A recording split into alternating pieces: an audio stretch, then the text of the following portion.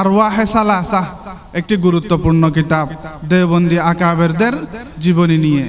এই কিতাবটি কয়েকজন উলামায়ে কেরাম একত্র করেছেন। ঘটনাগুলো হাকিমুল উম্মত আশরাফ আলী থানভী রহমতুল্লাহি আলাইহি এবং হাকিমুল ইসলাম হযরত কারি তৈয়ব সাহেব রহমতুল্লাহ আলাইহি সহ বড় বড় উলামায়ে কেরামরা। সেখানে ঘটনা আছে, দেওবন্দ মাদ্রাসার কিছুকালের একজন মুহতামিম ছিলেন হযরত মাওলানা মুনির আহমদ সাহেব নানতভী রহমতুল্লাহি আলাইহি। কাসম নানতভী রহমতুল্লাহ যে এলাকার, ওই এলাকার বুজুর্গ তিনি। পটিয়া মাদ্রাসার দেওবন্দ মাদ্রাসার কিছুকালের মুহতামিম ছিলেন। সেই সময় তিনি দেখেন তাকওয়া কত বড় দৌলত। তাকওয়া থাকলে মানুষ হিসাব নিকাশের বেলায় খুব চৌকান্ন থাকে। কত বড় দৌলত তাকওয়া। হুজুর মুহতামিম সাহেব হুজুর দেওবন্দ মাদ্রাসার বার্ষিক রিপোর্ট ছাপানোর জন্য দেওবন্দ থেকে দিল্লি প্রায় 4 ঘন্টা রাস্তা, সেখানে গেলেন। যাওয়ার পথে ঘটনাক্রমে ওই 250 রুপি নিয়ে গেছিলেন মাদ্রাসার, ওগুলো হারিয়ে গেছে, চুরি করে নিয়ে গেছে কেউ। হুজুর কাউকে না জানিয়ে সুজা নিজের ঘর নানুতায় গেলেন, গিয়ে সেখান থেকে নিজের জমি বিক্রি করে 250 টাকা নিয়ে মাদ্রাসার রিপোর্ট ছাপাইয়া দেওবন্দ মাদ্রাসায় চলে আসলেন। ঘটনা কাউকে জানান নাই। এই মুত্তাকি বলা হয়। মুত্তাকিদের পরিচয় হলো সে ভালো ভালো কাজ করে, দামি দামি কাজ করে, কিন্তু মানুষ যেন টের না পায় এটা সবসময় খেয়াল রাখে, মুত্তাকিদের পরিচয়। কিন্তু আল্লাহ পাকের মনসা ছিল এই ঘটনা দ্বারা আমাদেরকে শিক্ষা দেওয়া।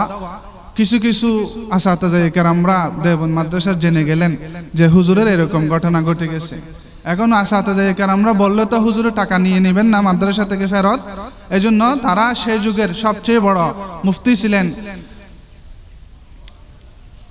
রশিদ আহমদ গঙ্গোহী রহমতুল্লাহি আলাইহি। হুজুরের কাছে সবাই ফতোয়া নিতেন সেই সময় ভারতবর্ষের উলামায়ে কেরামরা সহ। তো তার হুজুরের কাছে ফতোয়া লেখা হলো যে এমন এমন ঘটনা ঘটে গেছে, তার সমাধান কি হবে। তখন রশিদ আহমদ গঙ্গোহী রহমতুল্লাহি আলাইহি সেখান থেকে ফতোয়া দিলেন যে মৌলানার কাছে টাকাগুলো আমানত হিসাবে ছিল, আর আমানতের নিয়ম হলো সেগুলো যদি যথাযথভাবে হেফাজত করে হারিয়ে যায় বা নষ্ট হয়ে যায়, তাহলে যে ব্যক্তির কাছে আমানত রেখেছে সে দায়মুক্ত হয়ে যাবে, সেগুলোর জিম্মা আর মাথায় থাকবে না।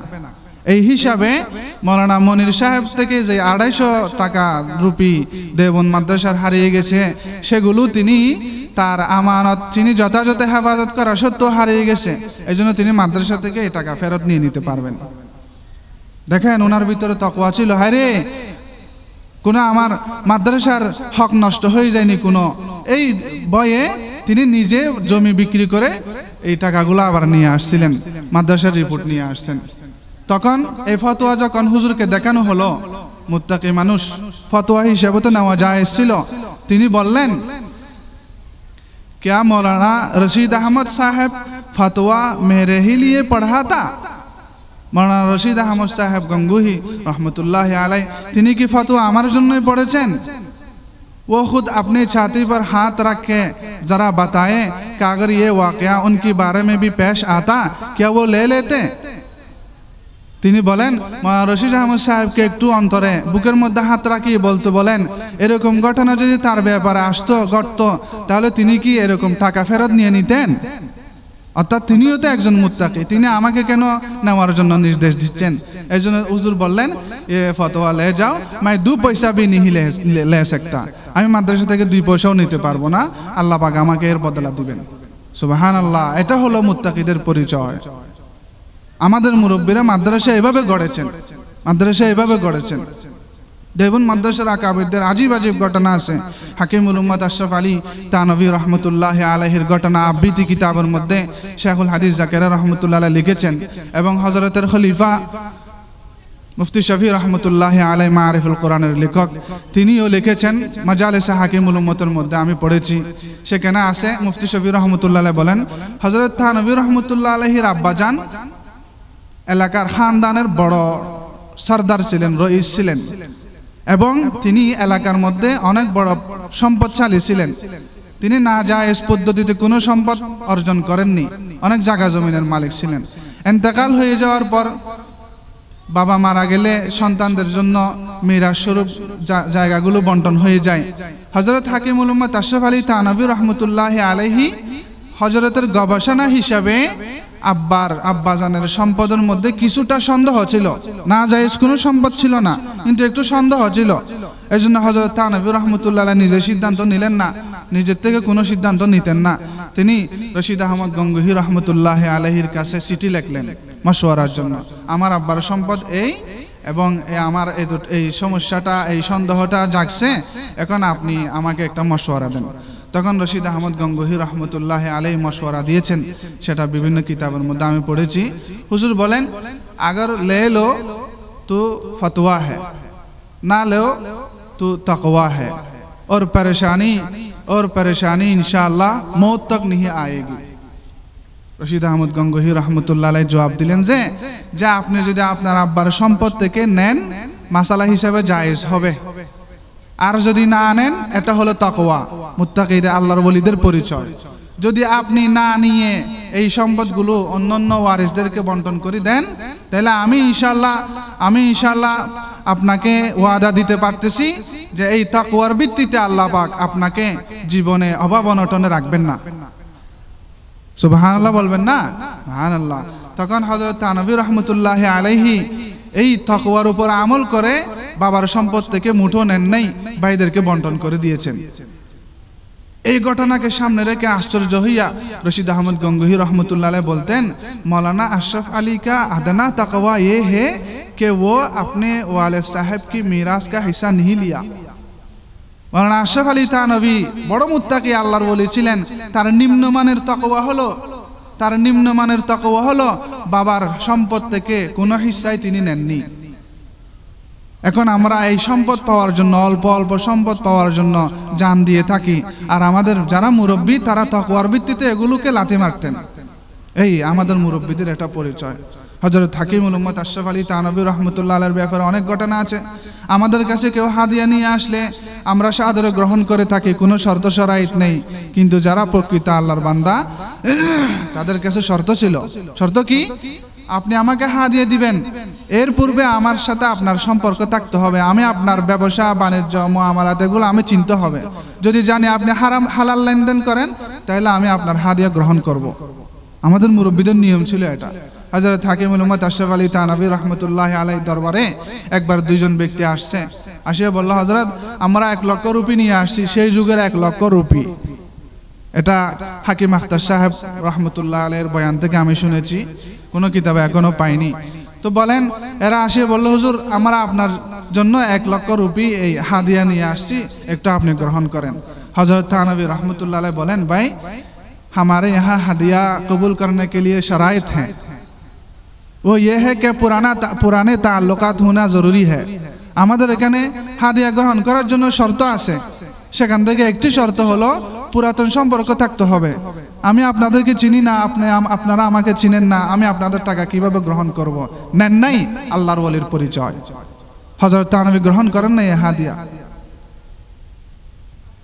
আমাদের বাংলাদেশের ফকিহুল মুল্লাত মুফতি আব্দুর রহমান সাহেব রম্বার আল্লাহ মারকাদাহু বসুন্ধরার এবং সুলকবহর মাদ্রাসার মুহতামিম সাহেব বাংলাদেশের বড় একজন আল্লাহর ওলি ছিলেন। উনি তার ব্যাপারে ঘটনা, দেওবন্দ মাদ্রাসার আমাদের উস্তাদ আল্লামা জমিল আহমদ সাহেব সিকিউরিটি রহমতুল্লাহ আলাইহি গত বছর ইন্তেকাল করেছেন।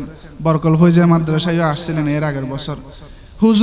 হুজুর হলেন মুফতি আব্দুর রহমান শাহ হুজুরের খলিফা। ভারতের বড় বড় উলামা ইকরামদের কাছে বায়াত না করে মুফতি আব্দুর রহমান সাহেব থেকে খেলাফত নিছেন জমিল আহমদ সাহেব সিকিউরিটি। হেদায়া কিতাবের শারেহ, আশরাফুল হেদায়া কিতাবের লেখক জমিল আহমদ সিকিউরিটি শাহ হুজুর আব্দুর রহমান শাহ হুজুরের ইন্তেকালের পরে হুজুরের জীবনীতে ঘটনা লিখছেন। ঘটনা হলো মক্কা শরীফের বা মদিনা শরীফের, আমার পুরো ইয়াদ নাই, মক্কা শরীফের বা মদিনা শরীফের, হতে পারে মদিনা শরীফের মধ্যেই মুফতি আব্দুর রহমান শাহ হুজুর রহমতুল্লাহ আলাইহি ইতিকাফ হয়েছিলেন। জমিল আহমদ শাহ হুজুর বলেন, আমিও হুজুরের সাথে ইতিকাফে আছি। দেখলাম বাহির দেশ থেকে, লন্ডন থেকে মনে হয় একজন লোক, বাংলাদেশি মানুষ, সে হুজুরের সাথে সাক্ষাৎ করতে আসছে। যাওয়ার সময় হুজুরকে কিছু হাদিয়া দিলেন ওই লোকটি। জমিল আহমদ শাহ হুজুরের ঘটনা বর্ণনা করতেছেন, আমি ঘটনা দেখে অবাক।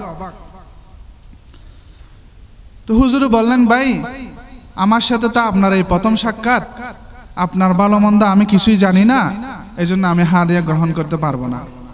কে বলেন যে মুফতি আব্দুর রহমান শাহ হুজুর রহমতুল্লাহ আলাইহি। তো ওই লোকে বলেন হুজুর আচ্ছা আপনি নিজে নিবেন না, তাহলে মাদ্রাসার জন্য নিয়ে নেন। হুজুর বললেন मैं यहाँ चंदा करने के लिए नहीं आया। জমিল আহমদ শাহ হুজুর লেখছেন, আমি এখানে এতেকাফ থাকার জন্য আসছি, আল্লাহর ঘরে চাঁদা করার জন্য আসি নাই, মাদ্রাসার জন্য নেন নাই। আল্লাহ, এটা হলো আল্লাহর ওলিদের পরিচয়। এই তাকওয়া, তাকওয়া থাকলে মানুষ অনেক উঁচু মর্যাদা অর্জন করতে পারে। এজন্য আল্লাহ পাকের রাসূল বলেছেন, যে হাদিস আমি আপনাদের সামনে পাঠ করেছি, আল্লাহ রাসূল বলেন হযরত আবু যর গফারি রাদিয়াল্লাহু তাআলা আনহুকে, ইত্তাকিল্লাহা হাইসু মা কুনতা, তুমি যেখানেই থাকো না কেন, যে অবস্থাতেই থাকো না কেন, আল্লাহ পাকের ভয় তাকওয়া অন্তরের মধ্যে লালন করো, গুনাহ থেকে বাঁচা একেবারে সহজ হয়ে যাবে। নফস আর শয়তান তো সবসময় লাগিয়ে আছে, যদি গুনাহ হয়ে যায় তখন কি করব? গুরুত্বপূর্ণ বিষয়। যদি নফস আর শয়তানের দুকার কারণে কোনো সময় গুনাহ হয়ে গেল, তখন আমার করার বিষয়টাকে, গুনাহটাকে মুছার জন্য, তখন আল্লাহ রাসূল বললেন ওয়াতবি'is সাইয়্যাতাল হাসানাতা তামহুহা, তুমি যখন কোনো গুনাহ হয়ে যাবে, নফস আর শয়তানের দুকায় পড়ে, সাথে সাথে এরপরে একটি ভালো কাজ করে দাও, আল্লাহ পাক এই ভালো কাজের বরকতে তোমার গুনাহটা আমলনামা থেকে মুছে দিবেন। সুবহানাল্লাহ। এটা হলো গুনাহকে, আমলনামাকে গুনাহ থেকে মুক্ত করার এটা বড় একটা ব্যবস্থা। আপনি কোনো গুনাহ করে ফেলেছেন, ওযু করেন, 2 রাকাত নামাজ পড়েন, ওযুর কারণে আপনার চোখের গুনাহ, নাকের গুনাহ, হাতের গুনাহ, হাদিসে স্পষ্ট আছে, বুখারী শরীফ, মুসলিম শরীফে, গুনাহগুলো সব ঝরে যায় ওযুর সাথে, ওযুর পানির সাথে। নামাজ পড়লে আল্লাহ পাক গুনাহ মাফ করে দেন। আপনি কাউকে গালি দিয়ে দিয়েছেন, 10 টাকা সদকা করে দেন, দান করে দেন, আল্লাহ পাক এই গালির বদলা আপনার থেকে নেবেন না কিয়ামতের ময়দানে। এই আখিরাত সামনে থাকতে হবে। একটা বড় দামি হাদিস মনে পড়ে গেছে, মুসলিম শরীফে আছে, আল্লাহ পাকের রাসূল বলেন, খুব গুরুত্বপূর্ণ হাদিস, দেখেন আমাদের সবার ভিতরে এই অপরাধগুলো আছে। আল্লাহ রাসূল বলেন, আতাদরুনা মাল মুফলিস, আমার সাহাবীরা তোমরা কি জানো দরিদ্র ব্যক্তিকে? সাহাবায়ে কেরামরা বললেন, আল মুফলিসু ফিনা মান লা দিরহাম লাহু ওয়ালা মাতা। ইয়া রাসূলুল্লাহ, আমরা তো দরিদ্র বলতে তাকেই চিনি যার টাকা পয়সা নাই, ধন সম্পদ নাই, সেই তো আমাদের সামনে দরিদ্র, আমরা তাকেই তো ফকির মনে করি। আল্লাহ রাসূল বলেন, না, ইন্নাল মুফলিসা মিন উম্মতি মান ইয়াতি ইয়াউমাল কিয়ামাতি বিসসালাতিন ওয়া সিয়ামিন ওয়া যাকাতিন, আমার উম্মতের মধ্যে সবচেয়ে বড় দরিদ্র হলো সে যে কিয়ামতের ময়দানে নামাজের সওয়াব পাহাড় পরিমাণ নিয়ে আসবে, রোজার সওয়াব পাহাড় পরিমাণ নিয়ে আসবে, দান সদকা যাকাতের সওয়াব পাহাড় পরিমাণ নিয়ে আসবে। ও আল্লাহ, তারপরও সে দরিদ্র। আল্লাহ রাসূল বলেন, সাথে কিছু গুনাহ নিয়ে আসবে। ওয়ায়াতি কাদ শাতামা হাযা, কাউকে গালি দিয়েছিল, দুনিয়াতে মাফ নেয়নি। ওয়া কাযাফা হাযা, কারো সম্পদ ছিনিয়ে নিয়েছিল, সেই সম্পদ আবার দিয়ে দেয়নি। ও আকালা মাল হাযা, কারো থেকে কোনো কিছু খেয়ে নিয়েছিল চুরি করে, সেগুলো আদায় করে দেয়নি, ক্ষমা চেয়ে নেয়নি। ও সাফাকা দামা হাযা, কাউকে হত্যা করেছিল না হক, সেই হত্যার বদলা সে দেয়নি, ক্ষমা চেয়ে নেয়নি। ওয়া সাফাকা দামা হাযা ওয়া যারাবা হাযা, অথবা কাউকে একটা মার দিয়েছিল, না হক মার। আল্লাহ পাকের রাসূল বলেন, ক্ষমা না নিলে কিয়ামতের ময়দানে যাদেরকে সেই জুলুমগুলা করেছে, জুলুম পরিমাণ এর নামাজের, রোজার, যাকাতের সওয়াব মজলুমদের আমলনামায় দিয়ে দেওয়া হবে। আল্লাহ আল্লাহ, ফায়ুতা হাযা মিন হাসানাতিহি ওয়া হাযা মিন হাসানাতিহি। এরপরে কি হবে? আল্লাহ রাসূল বলেন, ফাইন ফানিয়াত হাসানাতুহু ক্বাবলা আন ইউকযামা আলাইহি, অপরাধ বেশি, সব শেষ, অপরাধ আরো রয়ে গেছে, তখন কি হবে? আল্লাহ রাসূল বলেন, উখিযা মিন খাতায়াহুম, মজলুমদের গুনাহ জুলুম পরিমাণ নিয়ে জালেমের আমলনামায় দিয়া, ফাতুরিহাত আলাইহি, তার আমলনামায় দিয়ে, সুম্মা তুরিহা ফিন্নার, এই যাকাতের পাহাড় পরিমাণ, নামাজের পাহাড় পরিমাণ, রোজার পাহাড় পরিমাণ সওয়াব নিয়ে আসছে যে ব্যক্তি, সব সওয়াব থেকে তাকে বহিষ্কার হইয়া সে এখন জাহান্নামে তাকে নিক্ষেপ করা হবে। নাউযুবিল্লাহি মিন যালিক। হাদিসটি খুব গুরুত্বপূর্ণ। এই হাদিস যদি আপনি মনে রাখেন, আপনার জীবনের গতি পাল্টিয়ে দিবে, জীবনের গতি পাল্টিয়ে দিবে। আমাদের মুরব্বীদের ভিতরে খুব তাকওয়া ছিল, তারা সাধারণ বিষয়েও মানুষের সাথে খুব সতর্কভাবে আচরণ করতেন। আর একটি ঘটনা আপনাদের সামনে বলি। সাতকানিয়া একটি মাদ্রাসা আছে, জনার কেউসি ওবাইদিয়া মাদ্রাসা, কেরানীহাট থেকে পূর্ব দিকে। এই মাদ্রাসার প্রতিষ্ঠাতা হলেন মাওলানা ওবাইদুল হক সাহেব রহমতুল্লাহ আলাইহি, বড় একজন আল্লাহর ওলি ছিলেন। তিনি অনেক সময় যুগ কাটিয়েছেন ফেনীতে। ফেনী আলিয়া মাদ্রাসার প্রিন্সিপাল ছিলেন। সেই ফেনী আলিয়া মাদ্রাসা তার মেহনতের বরকতে এখনো কওমি মাদ্রাসার মতো, ছাত্ররা দিনদার পরহেজগার। আল্লাহর ওলিরা যেখানে যায় সে তার বরকত আল্লাহ পাক বহু বছর পর্যন্ত রাখেন। তে ওবায়দুল হক সাহেব রহমতুল্লাহ আলাইহির নাতি ডাক্তার শফিউল্লাহ সাহেব, আমি সেই মাদ্রাসায় ছিলাম। গত বছর আমি নাতি থেকে ঘটনাগুলো শুনেছি, অনেক মজার মজার ঘটনা। তিনি বলেন, আমার দাদাকে আমি দেখেছি যখন ফেনীতে আমরা পড়তাম, তারা এখনো নিঃস্বে শাক, নিঃস্ব মানে অর্ধেক, শাক মানে পিন্ডিলি, চুলগিড়া, চুলগিড়ার অর্ধেক হাঁটু এবং চুলগিড়ার অর্ধেক হলো সুন্নতি জামা পড়া, এটা নিয়ম। বহু হাদিসে আমি পেয়েছি। আগে মনে করতাম এটা আমাদের মুরব্বীরা এমনি বলতেন, কিন্তু দেখলাম ইমাম নববী রহমতুল্লাহ আলাইহি রিয়াজুস সালিহিনের মধ্যে অনেক হাদিস নিয়ে আসছেন। তারা এখনো সেগুলো পড়ে, কালার ছাড়া জামা গায়ে দেয়, মুত্তাবে সুন্নত। তিনি বলেন, আমি দাদাকে দেখলাম একদিন একজন ভিক্ষুক আসছে। এই ঘটনাগুলোর মধ্যে আমাদের জন্য শিক্ষার অনেক বিষয় আছে। মেহরবানি করে একটু জায়গাগুলো পূর্ণ করে নেন, শয়তান বসবে যে এখানে আমরা বড় দামি জায়গায় এসেছি, প্রতি কদমে আমরা সওয়াব পাবো। একটু জমিয়ে জমিয়ে বসেন, আল্লাহ পাকের রহমত হবে ইনশাআল্লাহ। যাদের নসিবে হচ্ছে তারা আসতেছেন, হ্যাঁ, যাদের হচ্ছে না তারা আসতে পারতেছেন না। এরকম মাহফিল তো আমরা বছরের মধ্যে একবার দুইবার পাই। ব্যবসা বাণিজ্য দুনিয়াবি কাজ কারবার দৈনিক করতে পারি, এই সুযোগ তো আর পাবো না। খুব গুরুত্বপূর্ণ কথা, বড় বড় ওলামায়ে কেরামরা আসতেছেন, এখনো কেন মাহফিল? এ তো খালি বোঝা যাচ্ছে বহুত আফসোসের কথা। তো বলেন ফকির আসছে, তা আমি দাদাকে দেখলাম তিনি ডেস্ক স্কুলে, সেখানে অনেকগুলো বাটি ছিল, সেখানে 8 আনা 1 আনা 1 পয়সা এরকম পয়সা ছিল, সেই যুগের আর কি 30-40 বছর আগের ঘটনা। তো সেখান থেকে তিনি অনেকক্ষণ পর্যন্ত বেছে একটা নতুন 8 আনা বের করে দিলেন আমাকে, বলেন যে যাও ওই ফকিরটাকে দিয়ে আসো। তো ডাক্তার শফিউল্লাহ সাহেব বলেন, আমি বাইরে গিয়ে দেখলাম ফকির এটা নাই, চলে গেছে, দেরি হয়ে গেছে এই জন্য আর কি। আমি দাদার সাথে এসে বললাম, দাদা ও ফকিরটা চলে গেছে, এখানে টাকা তো অনেক আছে, একটা দিয়ে দিলে হয় না? এত বাসাবাসি কি দরকার? আল্লাহর ওলিদের কথা। উনি বলেন, দেখো আমি বেঁচে দিয়েছি নতুনটা, কেন জানো? আমি এখানে যেভাবে দান করব, মানুষকে যেভাবে খাওয়াবো, আল্লাহ পাক জান্নাতও আমাকে সেরকম বদলা দিবেন। আমি এখানে নতুন টাকা দিয়েছি, আল্লাহ পাক জান্নাতে আমাকে নতুন জিনিস দিবেন, পুরাতন জিনিস দিবেন না, বাসি জিনিস দিবেন না। আল্লাহর ওলিদের নজর কোথায় দেখেন। আচ্ছা, উনি বললেন, যা ওইটা তুই নিয়ে যা, ওই টাকাটা তুই নিয়ে যা, নাতিকে বলতেছেন যে। তো শফিউল্লাহ সাহেব বলেন, আমি কি ফকির নেই, আমি কেন টাকা নেব, ওখানে রেখে দেন। তিনি বললেন যে এত ভাগাভাগি করার কি আছে? দেখেন দিনদাররা কথা লুকিয়ে রাখেন, এত ভাগাভাগি করার আমার সুযোগ নেই। তিনি বললেন যে ভাগাভাগির কি আছে, আপনি টাকা যেখান থেকে নিয়েছেন সেখানে রেখে দিবেন। তখন মাওলানা ওবায়দুল হক সাহেব রহমতুল্লাহ আলাইহি বলেন, দেখো আমি যখন এই টাকা ফকিরকে দেওয়ার জন্য তোমাকে দিয়ে দিয়েছি, আমার আমলনামায় ফেরেশতারা সওয়াব লিখে দিয়েছে, সৎকার সওয়াব। এখন আমি যদি ওই টাকা ফেরত নিয়ে আবার এখানে রেখে দিই, লিখা সওয়াব আমার আমলনামা থেকে কেটে যাবে। আল্লাহু আকবার। দেখছেন আমাদের আল্লাহর বান্দারা কেমন দিনদার পরহেজগার। এই জন্য এটা তুমি নিয়ে যাও, আল্লাহ পাক আমার সৎকার সওয়াব যেটা লেখা হয়েছে সেটার বদলে আমি ইনশাআল্লাহ পাবো। আরেকটি ঘটনা, উনি যখন এলাকায় আসছেন, একবার একজন লোক মারা গেছে, তার ছোট ছেলে ছিল, তার চাচা সহ এই ছেলেটাকে নিয়ে হুজুরের কাছে আসছে দোয়ার জন্য। সাথে ওই ছেলের মা একটা দধির বর্তন দিয়েছে, দই আর কি, দধির বর্তন দিয়েছে। তো ওই চাচা এসে বলতেছে, হুজুর আপনি তো জানেন তার আব্বা মারা গেছে, সে ছোট ছেলে, তার আম্মা আমাকে পাঠিয়েছে যে যেন আপনি একটু তার জন্য দোয়া করেন এবং এটা আপনার জন্য হাদিয়া দিছে। কেন কত শিক্ষা রয়ে গেছে ঘটনাগুলোর মধ্যে। তো হুজুর বলেন, ও আমি জানি, আল্লাহ পাক তাকে রহম করুক, ছেলেটার মাথায় হাত বুলিয়ে দিলেন। হাদিসে আছে, ইবনে মুসনাদ আহমদের মধ্যে, ইবনে মাজাহ শরীফের মধ্যে হাদিস আছে, আল্লাহ পাকের রাসূল বলেছেন, কেউ যদি কোনো ইয়েতিমের মাথার উপরে হাত বুলিয়ে দেয়, শুধু আদর করে, সেই ব্যক্তির হাতের সাথে ইয়েতিমের যত চুল বেজেছে, এক একটি চুলের বিনিময়ে আল্লাহ পাক বহু সৎকার সওয়াব দিবেন আল্লাহ পাক।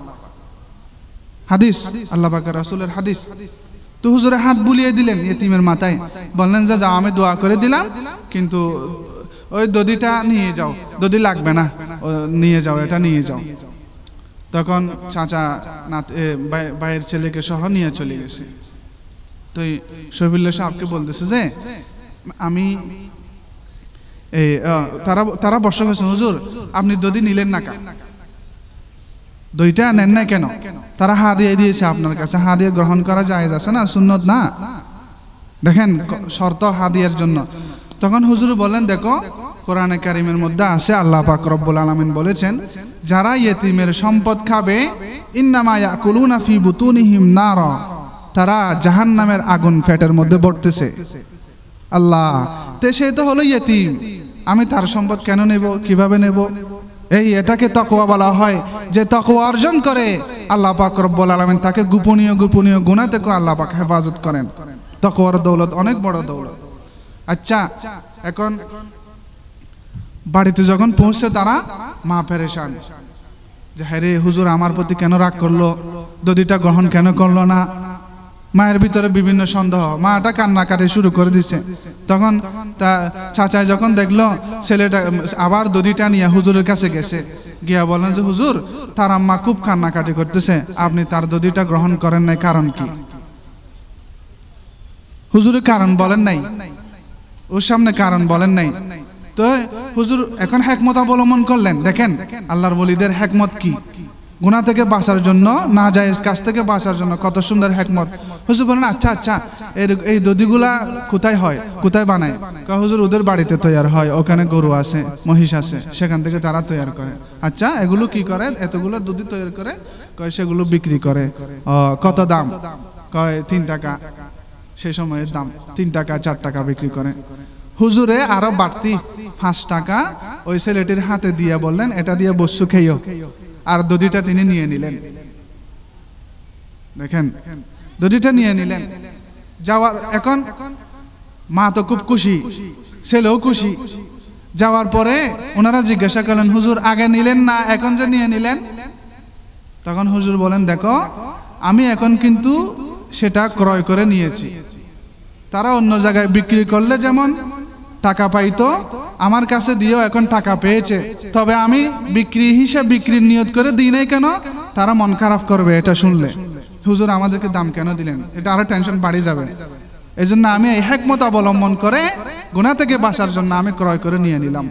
এই জন্য মাসালা আছে, কোনো জায়গায় গেলেন হারাম খানা খেতে হবে, বাধ্য হয়ে গেছেন, আপনি দাওয়াত পেয়েছেন, হারাম খানা খেতে হবে, তখন বাঁচার উপায় কি? তার যতটুকু খানা খাবেন সেই পরিমাণ আপনি হাদিয়া নিয়ে যান, তাহলে বদলা হয়ে যাবে। আল্লাহ পাক হারাম খানা খাওয়ার কারণে যে ক্ষতি হয় সেই ক্ষতি থেকে আল্লাহ পাক আপনাকে হেফাজত করবেন। মাসালাগুলো জানা দরকার। এখানে আরেকটি কথা রয়ে গেছে, সেটা হলো দোয়া হলো ইবাদত। কেউ যদি দোয়ার জন্য টাকা দেয়, দোয়া করার জন্য, ওই টাকা নেওয়া জায়েজ হবে না, ইবাদতের বিনিময় নেওয়া জায়েজ নেই। এই জন্য কেউ যদি বলে হুজুর টাকাগুলো নেন, আমার জন্য একটু দোয়া করেন, আপনি ওই টাকা নিতে পারবেন না। দোয়া ইবাদত। কবর জিয়ারত করে টাকা নেওয়া জায়েজ নাই, আল্লাহ মাফ করে দাও। এখন বিভিন্ন জায়গায় মাজারের মধ্যে দান বাক্স বসাইছে, কবর জিয়ারতের টাকা, মান্নতের টাকা। আল্লাহ কত বড় জাহেল! মান্নত মানা আল্লাহ পাকের জন্য ফরজ, গায়রুল্লাহর জন্য মান্নত মানা হারাম। আর সেই মান্নতের টাকা তারা ওখানে নিচ্ছে। মান্নতের টাকা হকদার হলো ইয়েতিম মিসকিনরা। কোনো মাজারে যারা আছে ওরা মান্নতের 1 টাকাও খেতে পারবে না, আরো দান বাক্স বসাই দিছে সেখানে। এই জন্য সতর্ক থাকা উচিত। আলেমদের কথা শুনলে এই সমস্ত ভিতরের কথাগুলো বোঝা যায়। আরেকটি কথা আমি প্রসঙ্গে বলে দিচ্ছি, চন্দনাইশে কোথায় একটা মাজার আছে, কয়েক বছর থেকে আমি বিভিন্ন পোস্টারের মধ্যে দেখতেছি সৈয়দ মাহবুদুল হক নামের একজন, সেই মাজারের পীর মারা গেছে। এই নামটা দেখি বারবার আমার অন্তরের মধ্যে ব্যথা লাগে। কেন? অর্থটা দেখেন, মাহবুদ মানে যার ইবাদত করা হয়, ওনার নাম এটা। মাহবুদ মানে কি? আল্লাহ শব্দের প্রথম অর্থ হলো আল মাহবুদ। আল্লাহ শব্দের 4টি অর্থ আছে লোকাতের মধ্যে, শাব্দিক অর্থ। 1 নম্বর হলো মাহবুদ, আল্লাহ মানে যার ইবাদত করা হয়। তো এই পীর সাহেবের নামেই হলো কি? মাহবুদ। আচ্ছা, আরো সাংঘাতিক হলো সেই নাম তরকিবে ইজাফি, যারা কবি মাদ্রাসার ছাত্র তারা সহজে বুঝবে। তরকিবে ইজাফি তে মাহবুদুল হক শব্দের অর্থ, হক মানে আল্লাহ। আল্লাহ পাকের 99 নামের মধ্যে আল হক আছে, কোরআনে কারিমের মধ্যেও আছে। হক মানে আল্লাহ, তাহলে অর্থ কি দাঁড়ালো? মাহবুদুল হক মানে আল্লাহ পাক যার ইবাদত করেন, নাউযুবিল্লাহি মিন যালিক, বড় করে বলেন না, নাউযুবিল্লাহি মিন যালিক। মাবুদুল হক মানি আল্লাহ পাক যার পূজা করেন। আরো নাম লাগাই দিছে সৈয়দ। সৈয়দ মানে যারা আল্লাহ রসুলের বংশধর। আল্লাহর রসুলের বংশধরের দোহাই দিয়ে এত বড় শিরকি নাম দেওয়া, এটা বন্ডামির চেয়ে আর কিছুই নয়। এই সমস্ত বন্ডবীরদের কারণে অহরহ মুসলমান ঈমান হারা হচ্ছে, জাহান্নামের প্রতীক হয়ে গেছে। এদের থেকে আমাদেরকে সতর্ক থাকা উচিত। সৈয়দ মাহবুদুল হক, আরো অনেক টাইটেল লাগাইছে সেখানে। মাহবুদ মানে আল্লাহ, মাহবুদ হলেন আল্লাহ, যার ইবাদত করা হয়, আর বনে গেছে সেই নিজেই মাহবুদ। এখান থেকে বোঝা গেল মাজারপন্থীরা বলে আল্লাহকে সেজদা করা লাগবে না, মাজারে দিয়ে দাও হয়ে যাবে। কোরআনে কারীমের সর্বপ্রথম সূরা আমরা 5 ওয়াক্ত নামাজে 17 বার কমপক্ষে পড়ি ফরজ নামাজের মধ্যে, সূরাতুল ফাতিহা। সূরা ফাতিহার মধ্যে স্পষ্ট আয়াত, ইয়্যাকা না'বুদু ওয়া ইয়্যাকা নাস্তাঈন। আল্লাহ, আমরা একমাত্র আপনারই ইবাদত করি এবং একমাত্র আপনার কাছেই প্রার্থনা চাই। তারকিবের মধ্যে আছে ইয়্যাকা, এটা মাফউলে বিহি। মাফউলে বিহিকে এজন্য এখানে আগে আনা হয়েছে যেন ইবাদতটা আল্লাহর জন্যই নির্ধারিত, সেটাকে সাব্যস্ত করার জন্য। তো যারা কবরের মধ্যে গিয়ে, মাজারের মধ্যে গিয়ে ইবাদতের নিয়তে সেজদা করবে, সূরা ফাতিহার এই আয়াত সাক্ষী সে মুশরিক হয়ে যাবে। স্পষ্ট আয়াত, সূরা ফাতিহা স্পষ্ট দলিল। আল্লাহ পাক সূরা ফাতিহার মধ্যেই শিরকের গোড়া কাটিয়ে দিয়েছেন। আমরা সেই সূরা ফাতিহা নামাজে পড়ি, অথচ আমাদের খবর নাই। সূরা ফাতিহার উপরও আমাদের অতটুকু ইমানদার আমরা হতে পারি নাই। সূরা ফাতিহার ভিতরে সবকিছু আছে, বোঝার জিনিস। নাস্তাঈন মানে প্রার্থনা চাওয়া। এখন পরীক্ষার জন্য ছাত্ররা বিভিন্ন মাজারে গিয়ে টাকা দেয়, কি চাইলো যে পরীক্ষার কামিয়াবি সফলতা এই টাকা দিয়া চাইলো মাজারওয়ালা থেকে। সূরাতুল ফাতিহার এই আয়াতের ভিত্তিতে সেই ব্যক্তি মুশরিক হয়ে যাবে যদি বাস্তবে এই নিয়তে চায়। এজন্য আপনারা কোরআন পড়ুন। আল্লাহ, আমরা এই যে তাকওয়া কিভাবে অর্জন করব, আল্লাহ পাক কোরআনের শুরুতেই বলে দিয়েছেন, যালিকাল কিতাবু লা রাইবা ফিহি হুদাল লিল মুত্তাকিন। এই কিতাব সন্দেহের কোনো অবকাশ নেই, এটা মুত্তাকি বানায় মানুষকে। মুত্তাকিদের জন্য হেদায়েত মানি হযরত তানবী রাহমাতুল্লাহ আলাইহি তরজমা করেছেন, মুত্তাকি বানায় এই কিতাবে। এই কিতাব পড়লে, কোরআন পড়লে আল্লাহ পাক আপনাকে মুত্তাকি বানাবেন। আরেকটি ঘটনা আপনাদেরকে গুরুত্বপূর্ণ বলি। বর্তমান দেওবন্দ মাদ্রাসার মুহতামিম শাইখি ওয়া মুরশিদি মুফতি আবুল কাসেম নোমানি বারাকাল্লাহু ফি হায়াতিহি, দেওবন্দ মাদ্রাসায় আমি পড়াকালে হজরতের সোহবতে যাওয়ার সুযোগ হতো মাঝে মধ্যে। আসরের পরে মসজিদে কদিমের দ্বিতীয় তলায় তালিম হয়, সেখানে দেওবন্দ মাদ্রাসার হুজুরও থাকেন। তাকওয়ার কথা, তাকওয়া হলো অনেক বড় গুণ, অনেক বড় সম্পদ, অনেক বড় সম্পদ। হুজুর আসাতে কেরামরা তালিমের মধ্যে থাকেন, ছাত্ররাও থাকেন। দেখলাম একদিন, আমি তারিখ সহ ডায়েরিতে লিখে নিয়েছি সব। একদিন দেখলাম দুইজন লোক আসছে, একজনকে মুসলমান মনে হলো, আরেকজনকে হিন্দু মনে হলো। এটা হিন্দু রাষ্ট্র, হিন্দুরাও মাদ্রাসায় আসা যাওয়া করে। তো তাদের ওই হুন্ডা চালানোর সময় হেলমেট আছে, হেলমেটও আছে, বোঝা গেল হুন্ডা নিয়ে আসছে তারা আসিয়া বললো, হুজুর দারুল উলুম দেওবন্দের অ্যাকাউন্টের মধ্যে আমাদের পক্ষ থেকে অন্য জায়গা থেকে অ্যাকাউন্টের মধ্যে 200 কোটি রুপি, ভারতের মুদ্রার নাম রুপি, 200 কোটি রুপি দারুল উলুম দেওবন্দের অ্যাকাউন্টের মধ্যে রাখা হবে। সেখান থেকে আমরা 170 কোটি নিয়ে যাব, আর 30 কোটি রুপি দেওবন্দ মাদ্রাসাকে দিয়ে যাব। কত বড় প্রস্তাব দেখেন, 30 কোটি রুপি, 1 কোটি রুপি দ্বারা কয়েকটা বিল্ডিংও করা যাবে। হুজুরের জবাব কি? আমি সেই সময় খুব চাতক পাখির মতো এভাবে তাকিয়ে আছি, হুজুর কিভাবে জবাব দেন। হুজুর বললেন, ভাই হামে ইসকি জরুরত নেই, আমাদের এই টাকার প্রয়োজন নেই। দেখেন কত বড় মুত্তাকি। হুজুর এই জবাব দিলেন, তারা চলে গেল, তালিম আবার শুরু হয়ে গেছে। আমি সে সময় এমন চিন্তায় পড়ে গেলাম যে এই যে 200 কোটি রুপি, সেখান থেকে 30 কোটি রুপি দেওবন্দ মাদ্রাসাকে দিবে। দেওবন্দ মাদ্রাসার সংশ্লিষ্ট কত মাদ্রাসা আছে কষ্টের মধ্যে, তারা চাইলে রুট গার্ড, পুকুরের গার্ড এবং বাথরুমও করতে পারবেন। এক মাদ্রাসায় যদি 1 কোটি টাকা দেওয়া হয়, 30 কোটি রুপি 30টা মাদ্রাসায় কমপক্ষে দেওয়া যাবে। কিন্তু এই টাকার মধ্যে সন্দেহ ছিল, সেজন্য হুজুরে এক কথায় জবাব দিয়ে দিলেন, আমাদের এই টাকার প্রয়োজন নাই, এরা হলেন এই জামানার আল্লাহর ওলি। তখন থেকে আমি হযরতের হাতে বায়াত হইয়া আলহামদুলিল্লাহ এখন হযরতের সাথে সম্পর্ক আছে। এজন্য মুরব্বীদের সাথে সম্পর্ক রাখলে, মুরব্বীদের সোহবতে গেলে সত্যিকারের যেই সুন্নত এটা আমরা সহজেই বুঝতে পারবো, শরীয়ত আমরা সহজেই চিনতে পারবো। হযরত হাকিমুল উম্মত আশরাফ আলী থানভী রহমতুল্লাহি আলাইহির ঘটনা বলেছিলাম, বাবার মিরাস সম্পদ নেননি।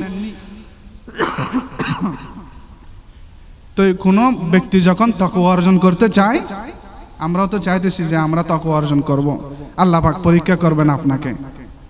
কারণ যে কোনো জিনিস অন্তরের মধ্যে রাখার জন্য তার জন্য পাত্রও লাগে। তা আমার তো পাত্রের সৃষ্টি হয়নি এখনো তাকওয়া অর্জন করার, পাত্র আগে আল্লাহ বানাইবেন পরীক্ষা করে করে। হযরত থানভী রহমতুল্লাহ আলাইহিকে আল্লাহ পাক শুরুতে পরীক্ষা করছেন, অনেক টাকা ঋণ হয়ে গেছিলেন হুজুরের। তো মৌলানা ইয়াহিয়া সাহেব রহমতুল্লাহি আলাইহি শেখুল হাদিস জাকারিয়া রহমতুল্লাহর আব্বাজান, অনেক বড় আলেম ছিলেন, অনেক বড় আল্লাহর ওলি ছিলেন। ইয়াহিয়া শেখুল হাদিস জাকারিয়া রহমতুল্লাহ বলছেন, আমি আমার আকাবেরদের মধ্যে দুইজন মুরব্বীকে দেখেছি ভোর রাত্রে উঠে তাহাজ্জুদের টাইমে ছোট ছেলের মতো হু হু হু করে কান্না করতে। দুইজন মুরব্বীকে দেখেছিলাম, একজন হলেন শেখুল ইসলাম হোসেন আহমদ মাদানী রহমতুল্লাহ আলাইহি, আর একজন হলেন হযরত মৌলানা ইয়াহিয়া সাহেব নিজের আব্বা। তো ইয়াহিয়া সাহেব হুজুর বললেন, রশিদ আহমদ গঙ্গোহী রহমতুল্লাহ হুজুর, আপনার কথা তো হযরত থানভী মানবেন, আপনি একটু বলেন বাবার সম্পদ যেন নেই, উনি এখন কষ্টের মধ্যে আছেন, আর্থিক কষ্টের মধ্যে আছেন। রশিদ আহমদ গঙ্গোহী রহমতুল্লাহ কি জবাব দিলেন দেখেন, চমৎকার। হুজুর বললেন, সুবহানাল্লাহ, एक आदमी अपनी हिम्मत से तकवा इख्तियार करना चाहता है, क्या मैं उसको तकवा से भी रोको? সুবহানাল্লাহ, একজন ব্যক্তি নিজে হিম্মত করে তাকওয়ার উপর চলতে যাচ্ছে, আমি কি তাকে তাকওয়া থেকেও বারণ করব? রশিদ আশরাফ আলী এভাবেই চলুক, আল্লাহ পাক তাকে একদিন জামানার কুতুব বানাবেন। দেখা গেল সেই জামানার বড় বড় আউলিয়া কেরাম, বড় বড় উলামায়ে কেরাম রশিদ আহমদ গঙ্গোহী আশরাফ আলী থানভী রহমতুল্লাহ আলাইহির হাতে বায়াত হইয়া আল্লাহ পাক রব্বুল আলামিন তাদেরকে অনেক মর্তবা দিয়েছিলেন। আল্লাহ পাক আমাদেরকে আমল করার তৌফিক দান।